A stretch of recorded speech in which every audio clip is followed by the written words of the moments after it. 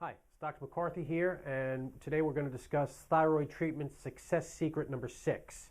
We're going to talk a little bit about the dangers of iodine. In the last video, we discussed with you how iodine can be one of the triggers for autoimmune thyroiditis. The issue is iodine is kind of like a buzzword these days, and if you could walk into any health food store in the country, you talk with the nice person behind the counter and you say, I'm dealing with some thyroid problems. First thing they're going to run and get you is some iodine, because that's what they heard of. They did not go to medical school. They did not take hundreds of hours in postgraduate nutrition courses. They learned how to sell stuff, and they know thyroid, iodine, put the two together. That might help some people. We know that iodine is a necessary cofactor for normal thyroid metabolism. But most of the people who are dealing with autoimmune thyroid problems don't have an iodine deficiency.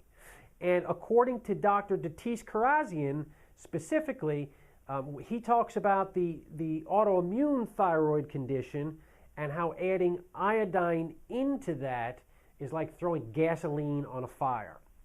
See, what happens is iodine will stimulate TPO production. Remember, we talked about the antibodies in an earlier video. TPO is thyroid peroxidase antibodies. If you stimulate this, you create more TPO, then what your body does in response is it creates more TPO antibodies. Your body thinks that this TPO is a foreign invader, so it increases the amount of antibodies against that. That leads to actually more attack against your thyroid physiology. This is a bad, bad situation. So while the well-meaning person behind the counter can say to you, well, you know, iodine's helped some people with thyroid, they can actually be helping to destroy your health and making the problem worse. You've got to find out if you've got the antibodies. If you do, iodine is the last thing that you need.